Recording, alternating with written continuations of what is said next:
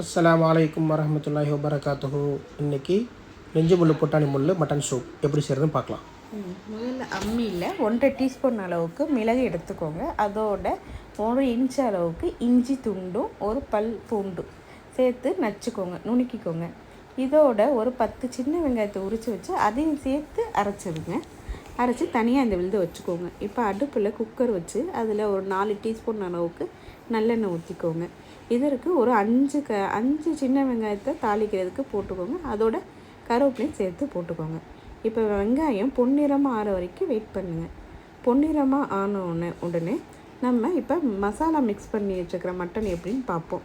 ஒரு 400 கிராம் நெஞ்சு முள் புட்டாணி முள்ளோட 4 டீஸ்பூன் அளவுக்கு கறி மசாலா தூள் போட்டுக்கோங்க. அப்புறம் நம்ம ஆல்ரெடி ஏற்கனவே ரெடி பண்ணி வச்சுருந்த வெங்காயம் அரைச்சிச்சுன்னா அதையும் சேர்த்து மிக்ஸ் பண்ணிவிட்டு இதோட ஒரு 1/4 டீஸ்பூன் இஞ்சி பூண்டு விழுதையும் போட்டுக்கோங்க. இப்போ இங்கே தாளித்து வச்சுருக்கோங்க. இதோட இந்த மட்டனை மிக்ஸ் பண்ணிடுங்க. ஒரு 2 கிளறி விட்டு பார்த்திங்கன்னா கொஞ்சம் தண்ணி விடும். இப்போ நம்மளுக்கு எவ்வளோ தேவையோ அவ்வளோ தண்ணி ஊற்றிக்கோங்க. நம்ம ஃபேமிலிக்கு எவ்வளோ சூப்பு தேவையோ அவ்வளோ அளவுக்கு ஊற்றிட்டு கடைசியாக நமக்கு தேவையான அளவு உப்பு போட்டுக்கோங்க. போட்டுட்டு குக்கரை மூடி வச்சு ஒரு 4 to 5 விசில் வரைக்கும் வைங்க, கறி வேகிற வரைக்கும். இப்போது சுவையான மட்டன் சூப் ரெடி.